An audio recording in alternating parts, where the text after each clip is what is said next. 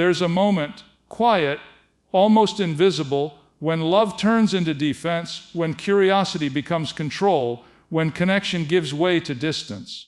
That moment is the whisper of the ego. We rarely notice it. It hides behind righteousness, pride, and the need to be right. But the truth is, most of our disconnection, in love, in work, in life, doesn't come from a lack of care. It comes from the walls our ego builds to protect us. The irony, those same walls keep us lonely, unseen, untouched. The ego is a storyteller. It's the voice that narrates our lives, giving meaning to everything that happens to us, who hurt us, who ignored us, who failed to see us. It builds a narrative so convincing that we stop questioning whether it's true. The ego doesn't whisper, "I'm scared," or "I feel unseen."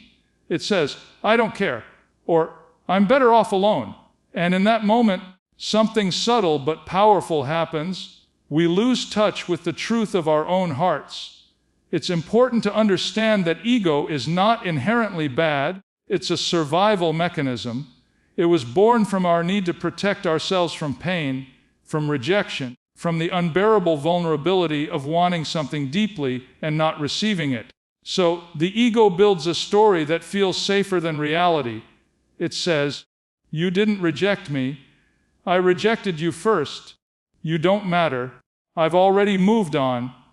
It's brilliant, really. It gives us the illusion of power when we feel powerless. But illusions, no matter how comforting, always come with a cost. When we start living through those stories, we stop being present. We stop listening. Every interaction becomes filtered through the ego's lens. A constant evaluation of who is right, who is wrong, who has the upper hand. Conversations stop being about understanding and start being about defending. Even in love, we begin to perform instead of connect, trying to prove our worth rather than reveal our truth. The ego convinces us that to be vulnerable is to lose, that to admit hurt is to surrender. And so, it builds walls made of pride and silence. But underneath all of that, there's a deeper longing. The ego may shout, but behind its voice is a quiet, trembling child who just wants to be seen. The problem is, the ego doesn't know how to ask for love directly. It only knows how to demand it indirectly. It pushes people away to see who will stay. It tests love instead of receiving it. And in doing so, it creates exactly what it fears most: disconnection. The moment we begin to recognize the ego as a storyteller and not the truth, everything changes. We start to see the difference between what is real and what is reaction, between what is happening and what we tell ourselves it means. We begin to notice how often we interpret a neutral moment, a pause, a tone, a glance, through the lens of our insecurities. And we realize that so much of what we call rejection is really self-protection in disguise. Letting go of ego doesn't mean silencing it or fighting it. It means seeing it clearly with compassion. It means saying, "I know you're trying to protect me, but I don't need that armor anymore." Because only when we set down our stories can we finally meet the person in front of us. And even more importantly, meet ourselves again. Ego loves control. It tells us that if we can just manage everything, every detail, every outcome, every person, we will finally feel safe.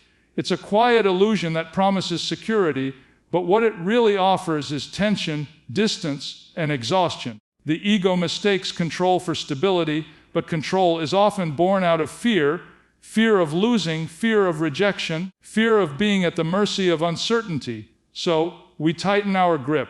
We monitor, we correct, we anticipate.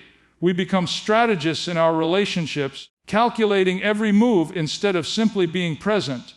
The irony is that the more we try to control, the less control we actually have.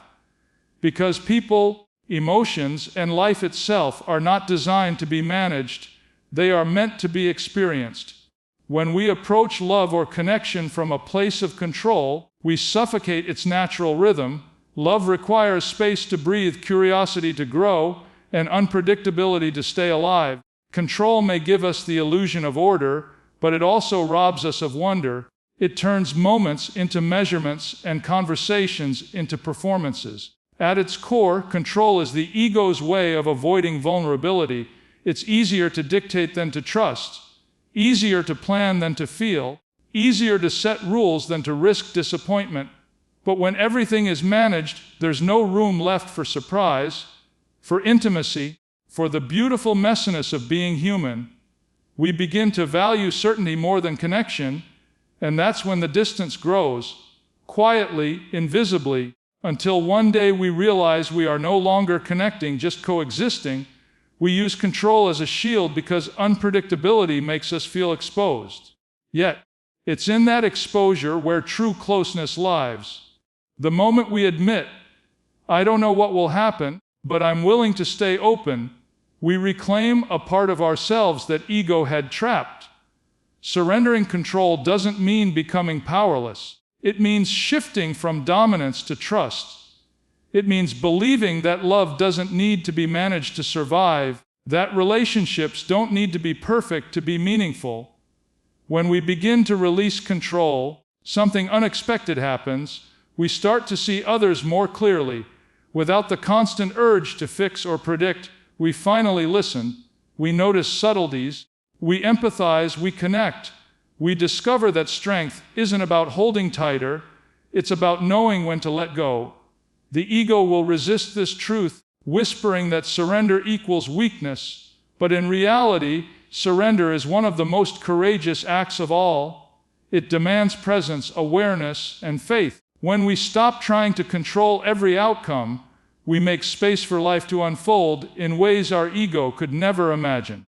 That's where real freedom begins, not in mastering everything around us, but in learning to trust the flow of what's within us. At the heart of every ego is a quiet, trembling fear, the fear of being truly seen.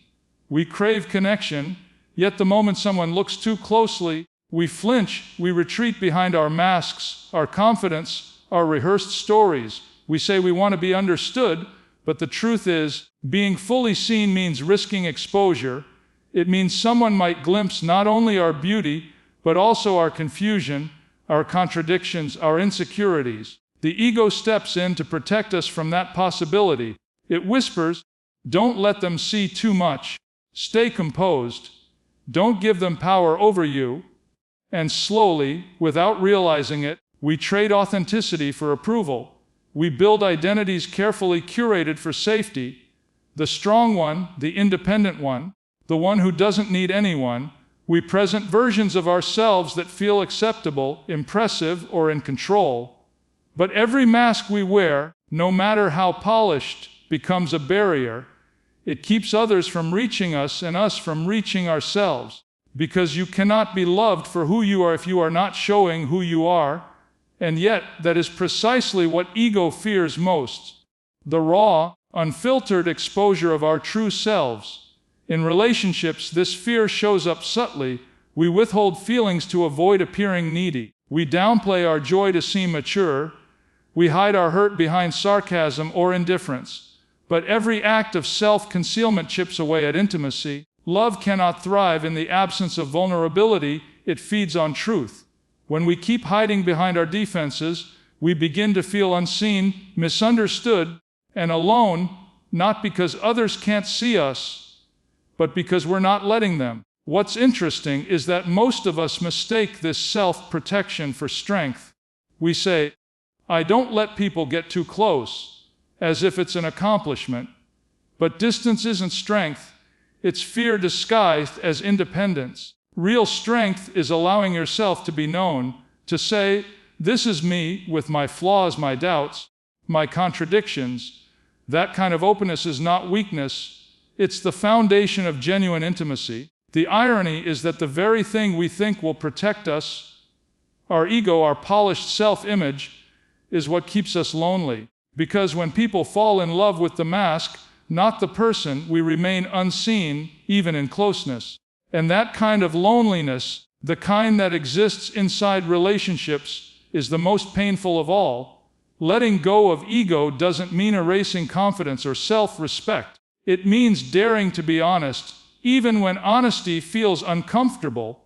It means allowing someone to see the unfiltered version of you, the one you usually keep hidden, because when you are truly seen, not admired, not idealized, but seen, that is when connection stops being a performance and becomes a home.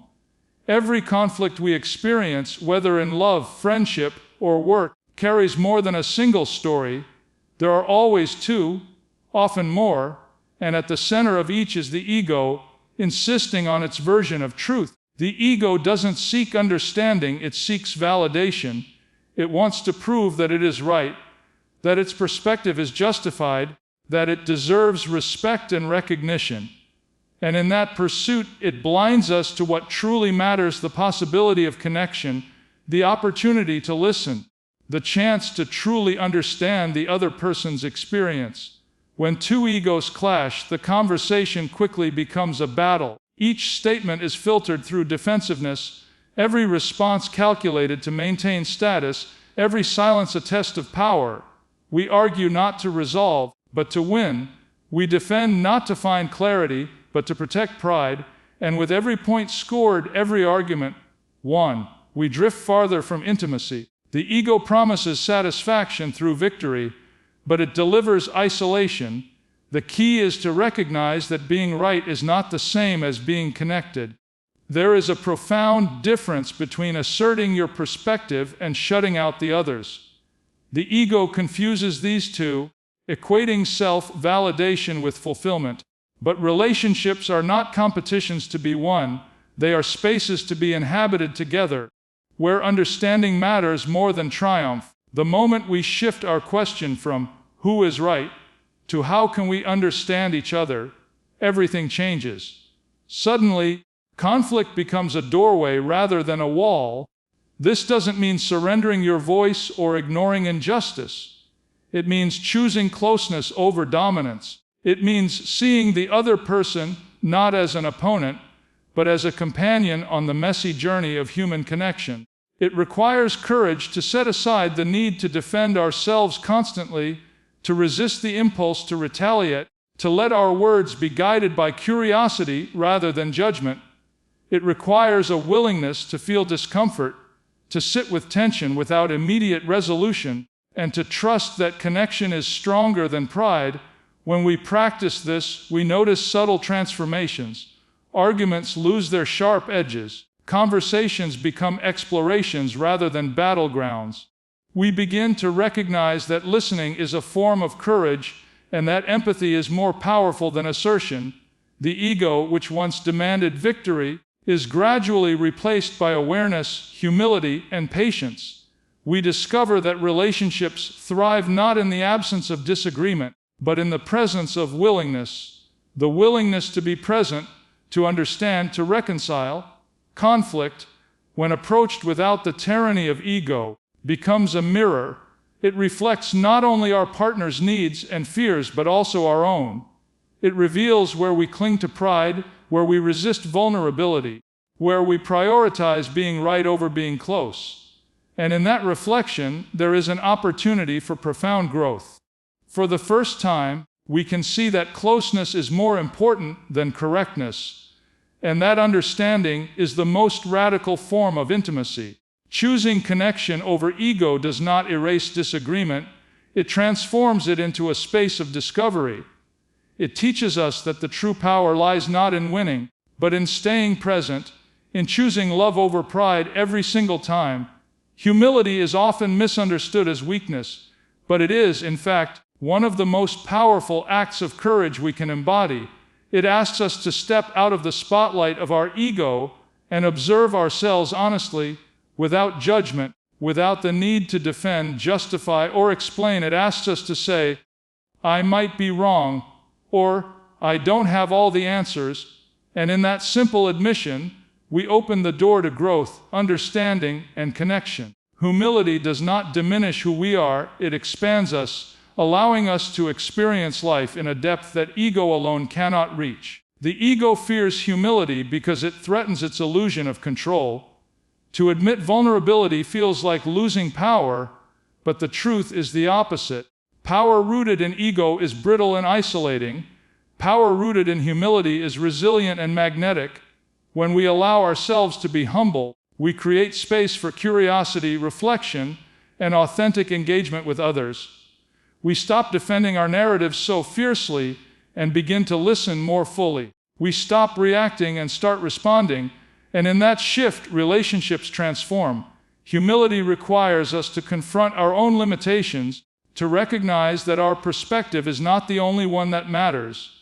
It asks us to examine our patterns, our biases, our moments of defensiveness, and to face them without shame or avoidance. This is not a one-time act, it is a practice, a continuous invitation to grow beyond the boundaries our ego has set. It asks for honesty, but it also offers freedom. When we let go of the need to always be right, to always control the story, to always protect our pride, we gain something far greater: clarity, compassion, and connection. In relationships, humility allows us to see others more clearly. We notice their intentions, their vulnerabilities, their humanity. We no longer filter every action through our own fears or insecurities. Instead, we begin to approach interaction with curiosity, empathy, and openness. We learn that mistakes are not failures to be defended, but opportunities to deepen understanding. Disagreements are not threats, but mirrors reflecting where we can grow. Through humility, we stop taking life so personally and start embracing the shared humanity that connects us all. Humility also fosters self-compassion. Ego thrives on comparison, judgment, and the constant measuring of ourselves against others. Humility frees us from this trap, inviting us to accept ourselves as we are, flawed, imperfect, evolving, without self-recrimination. In this space, we discover that letting go of ego does not mean giving up our voice, our boundaries, or our identity. It means aligning with a deeper truth that strength, wisdom, and intimacy emerge when we approach life with openness rather than armor. Ultimately, humility is a gateway. It allows us to move beyond the confines of ego, to relinquish the constant need for validation, and to embrace life fully. It is a quiet power, subtle yet transformative, guiding us toward relationships, experiences, and inner peace that ego alone can never deliver. In choosing humility, we choose presence, growth, and the courage to be fully alive. Humility is often misunderstood as weakness, but it is, in fact, one of the most powerful acts of courage we can embody. It asks us to step out of the spotlight of our ego and observe ourselves honestly, without judgment, without the need to defend, justify, or explain. It asks us to say, "I might be wrong," or "I don't have all the answers." And in that simple admission, we open the door to growth, understanding, and connection. Humility does not diminish who we are, it expands us, allowing us to experience life in a depth that ego alone cannot reach. The ego fears humility because it threatens its illusion of control. To admit vulnerability feels like losing power, but the truth is the opposite. Power rooted in ego is brittle and isolating. Power rooted in humility is resilient and magnetic. When we allow ourselves to be humble, we create space for curiosity, reflection, and authentic engagement with others. We stop defending our narratives so fiercely and begin to listen more fully. We stop reacting and start responding. And in that shift, relationships transform. Humility requires us to confront our own limitations, to recognize that our perspective is not the only one that matters. It asks us to examine our patterns, our biases, our moments of defensiveness, and to face them without shame or avoidance. This is not a one-time act, it is a practice, a continuous invitation to grow beyond the boundaries our ego has set. It asks for honesty, but it also offers freedom. When we let go of the need to always be right, to always control the story, to always protect our pride, we gain something far greater: clarity, compassion, and connection. In relationships, humility allows us to see others more clearly. We notice their intentions, their vulnerabilities, their humanity. We no longer filter every action through our own fears or insecurities. Instead, we begin to approach interaction with curiosity, empathy, and openness. We learn that mistakes are not failures to be defended, but opportunities to deepen understanding. Disagreements are not threats, but mirrors reflecting where we can grow. Through humility, we stop taking life so personally and start embracing the shared humanity that connects us all. Humility also fosters self-compassion. Ego thrives on comparison, judgment, and the constant measuring of ourselves against others. Humility frees us from this trap, inviting us to accept ourselves as we are, flawed, imperfect, evolving, without self-recrimination. In this space, we discover that letting go of ego does not mean giving up our voice, our boundaries, or our identity. It means aligning with a deeper truth that strength, wisdom, and intimacy emerge when we approach life with openness rather than armor. Ultimately, humility is a gateway. It allows us to move beyond the confines of ego, to relinquish the constant need for validation, and to embrace life fully. It is a quiet power, subtle yet transformative, guiding us toward relationships, experiences, and inner peace that ego alone can never deliver. In choosing humility, we choose presence, growth, and the courage to be fully alive. When we begin to release the grip of ego, we encounter a profound sense of freedom that is unlike anything else. Freedom not from responsibility or care, but freedom from the constant need to prove ourselves, to defend our image, to control the world around us. Ego convinces us that our identity is fragile, that every slight is an attack, every disagreement a threat. Letting go of that narrative is like stepping out of a prison we didn't even realize we were in. Suddenly life feels wider, more spacious, more alive. This freedom allows us to love without calculation. It frees us from the expectation that love must be earned or justified, and it opens the heart to generosity, empathy, and presence. We no longer measure every gesture, every word, every glance against the ledger of pride or self-interest. Instead, we can simply engage, simply give, simply be. The pressure to maintain appearances fades, and in its place comes authenticity, the kind that doesn't demand attention but simply exists, quietly powerful and profoundly real. Ego keeps us in constant tension because it equates survival with vigilance and love with negotiation. When we release ego, we release that tension. We stop fearing loss at every turn, and we begin to accept imperfection in ourselves, in others, and in life itself. This acceptance doesn't mean passivity or resignation. It means clarity. We see what is without distortion, without judgment, without the stories our ego spins to protect us. And in seeing clearly, we respond more creatively, more compassionately, and more effectively to the world around us. Relationships transform under this freedom. We stop using others as mirrors to validate our self-worth. We stop pushing, controlling, or withdrawing out of fear. We begin to engage as partners, as co-creators of shared experiences, rather than as opponents or performers in a drama of ego. The energy we once spent defending ourselves is now available for presence, for listening, for connection. Intimacy deepens not because the other person changes, but because we have changed, because we have chosen to meet them from a place of openness rather than armor. Ego also convinces us that freedom is external, that we will be free when circumstances align, when recognition comes, when others behave as we expect. True freedom, however, is internal. It is the ability to move through life without the constant weight of self-judgment, the compulsive need for approval, the unrelenting demand to control outcomes. It is the courage to risk, to fail, to love fully, knowing that our value does not hinge on triumphs or appearances. In letting go of ego, we reclaim the gift of living fully, moment by moment, without the filters of pride or fear. We rediscover spontaneity, curiosity, and joy. We are free to experience life in its richness, not as a performance to be measured, but as a journey to be felt. And in that freedom, we finally discover the truth we have been seeking all along, that life is less about proving who we are and more about experiencing who we can be.